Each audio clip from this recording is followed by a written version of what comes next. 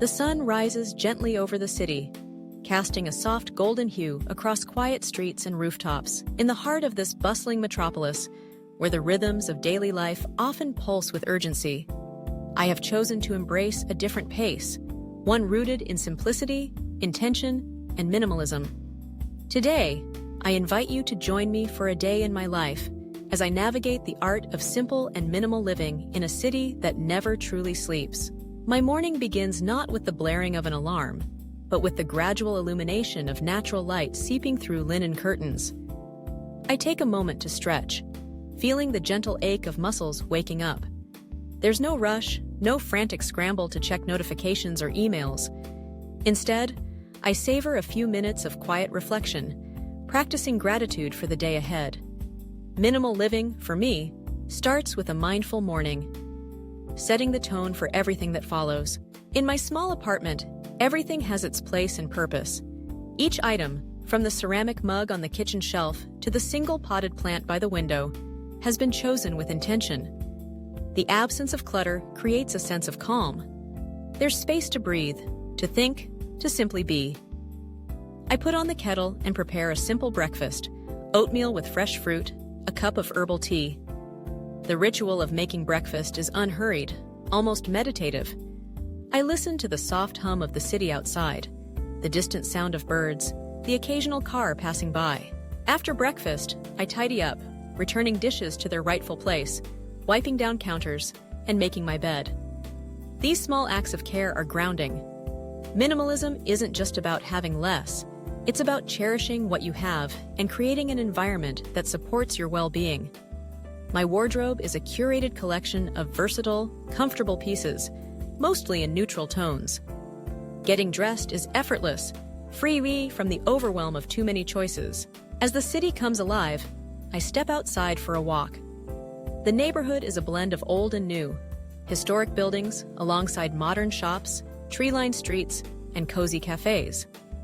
I walk with no particular destination in mind, allowing myself to notice the details that often go unnoticed.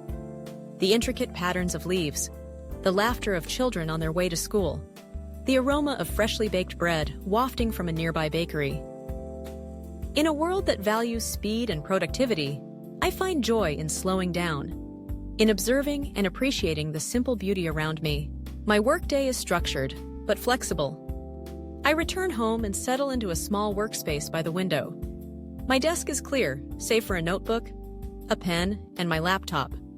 I find that a minimalist workspace helps me focus, minimizing distractions and encouraging creativity. Throughout the day, I take regular breaks, stretching, stepping outside for fresh air, or simply gazing out the window at the changing sky. These pauses are essential, reminders to check in with myself and stay present. Lunch is another opportunity for simplicity. I prepare a nourishing meal using seasonal ingredients, perhaps a salad with crisp greens, roasted vegetables, and a drizzle of olive oil. I eat mindfully, savoring each bite, grateful for the nourishment. Afterward, I wash the dishes and tidy the kitchen, maintaining the sense of order and calm that minimalism brings. In the afternoon, I dedicate time to personal projects, reading a book, journaling, or tending to my small collection of houseplants. These activities are simple pleasures, free from the pressure of achievement or perfection. Minimal living has taught me to find fulfillment in the everyday, to appreciate the quiet moments that make up the fabric of life. As the day winds down, I take another walk, this time to a nearby park. The city is bathed in the warm glow of the setting sun, and there's a gentle buzz of activity as people head home from work. I find a quiet bench and sit for a while, watching the world go by. The park is a sanctuary, a reminder that even in a busy city, there are pockets of peace to be found. Dinner is a light affair, perhaps a bowl of soup or a simple stir-fry. I light a candle and play soft music, creating a cozy atmosphere. After dinner, I take time to unwind, reading, listening to a podcast, or practicing gentle yoga. My evening routine is a conscious transition from the busyness of the day to the tranquility of night. Before bed, I reflect on the day with gratitude. I think about the moments that brought me joy, the lessons learned, and the small acts of kindness I witnessed or shared. Minimal living, I've discovered, isn't about deprivation or rigid rules. It's about making space for what matters: relationships, experiences, personal growth. It's about letting go of excess, both physical and mental, to create a life that feels authentic and meaningful. As I prepare for sleep, I feel a sense of contentment. The city outside continues its restless dance, but within my small sanctuary, there is peace. I'm reminded that simple living is not defined by where you are, but by how you choose to engage with the world around you.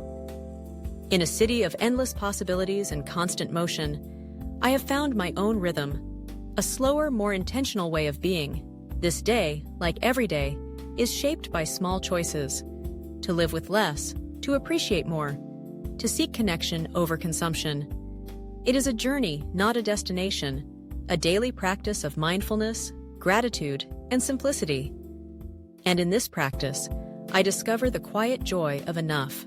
Digital minimalism is more than just a buzzword. It's a philosophy, a conscious approach to how we interact with technology in our daily lives. In a world where smartphones have become extensions of ourselves, constantly buzzing with notifications, updates, and endless streams of information, it's easy to feel overwhelmed and distracted. My journey into digital minimalism began with a simple realization: my phone, which was supposed to be a helpful tool, had started to control me. I decided it was time to reclaim my attention, my time, and ultimately, my peace of mind. The first step was awareness. I took a hard look at how I was using my phone. I started tracking my screen time, paying attention to which apps consumed the most hours of my day. Social media, news feeds, games, and even productivity apps were all vying for my attention. It was eye-opening to see just how much time I was spending scrolling aimlessly, often without any real purpose. This awareness was the catalyst I needed to make a change. I began by decluttering my phone, much like you might declutter a messy room. I went through every app, asking myself, does this add value to my life? Is it essential or is it just a distraction? I deleted apps that I hadn't used in months, games that I played out of habit rather than enjoyment, and social media platforms that left me feeling drained rather than inspired. The process was surprisingly liberating. With each app I removed, I felt a little lighter, a little less tethered to my device. Next, I tackled notifications. Notifications are designed to capture our attention. And pulling us back into our phones with every ping and buzz. I turned off all non-essential notifications. No more alerts for likes, comments, or breaking news stories. Only messages from close friends and family and essential reminders were allowed to reach me instantly. This simple change drastically reduced the number of times I felt compelled to check my phone throughout the day. With a decluttered phone, I turned my attention to organizing what was left. I arranged my home screen to include only the most important and frequently used apps: messages, calendar, maps, and a few productivity tools. Everything else was tucked away in folders or moved off the main screen entirely. This intentional organization made it easier to focus on what mattered and reduced the temptation to get lost in endless scrolling. But digital minimalism isn't just about removing distractions.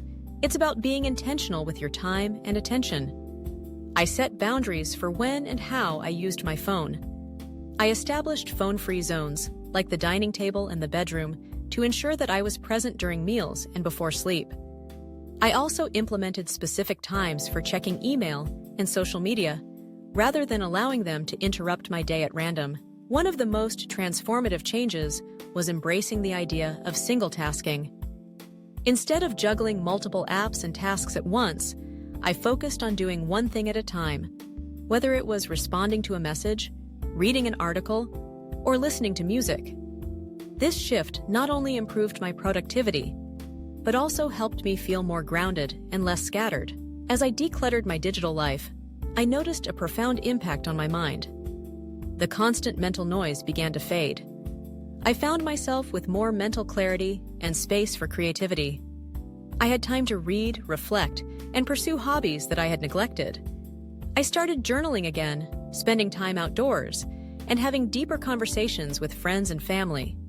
Diki, without the constant interruption of my phone. Digital minimalism also encouraged me to reconsider my relationship with technology as a whole. I asked myself, am I using technology as a tool, or is it using me? This question became a guiding principle. I sought out apps and tools that genuinely enhanced my life and supported my goals, rather than simply filling time or providing fleeting entertainment. I also learned to embrace boredom. In the past, any idle moment was filled with checking my phone. Now, I allowed myself to simply be, waiting in line, sitting in silence, or taking a walk without headphones. These moments of stillness became opportunities for reflection and creativity, rather than something to be avoided. The journey of digital minimalism is ongoing.